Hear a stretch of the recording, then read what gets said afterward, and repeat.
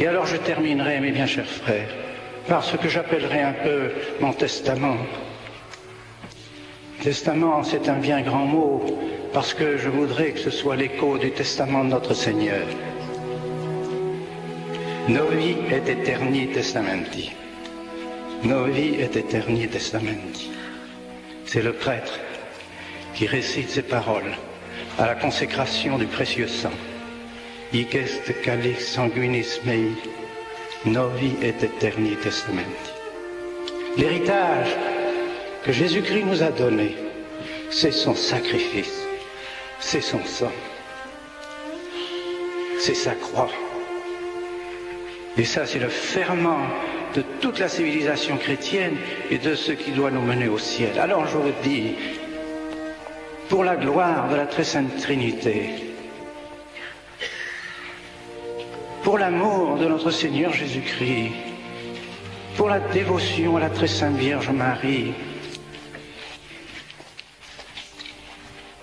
pour l'amour de l'Église, pour l'amour du pape, pour l'amour des évêques, des prêtres, de tous les fidèles, pour le salut du monde, pour le salut des âmes, gardez ce testament de notre Seigneur Jésus-Christ, gardez le sacrifice de notre Seigneur Jésus-Christ, gardez la messe de toujours. Et alors vous verrez la civilisation chrétienne refleurir, civilisation qui n'est pas pour ce monde, mais civilisation qui mène à la cité catholique, et cette cité catholique, c'est la cité catholique du ciel qu'elle prépare. Elle n'est pas faite pour autre chose. La cité catholique d'ici-bas n'est pas faite pour autre chose que pour la cité catholique du ciel.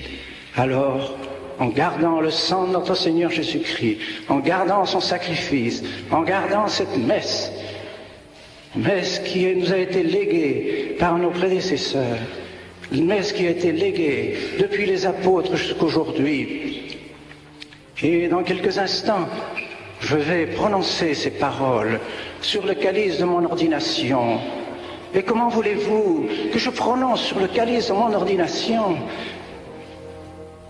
d'autres paroles que celles que j'ai prononcées il y a 50 ans sur ce calice? C'est impossible.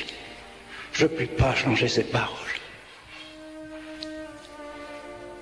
Alors nous continuerons à prononcer les paroles de la consécration comme nos prédécesseurs nous l'ont appris, comme les évêques, comme les papes, les évêques et les prêtres qui ont été nos éducateurs nous l'ont appris, afin que notre Seigneur Jésus-Christ règne et que les âmes soient sauvées par l'intercession de notre bonne Mère du ciel, au nom du Père et du Fils et du Saint-Esprit, ainsi soit-il.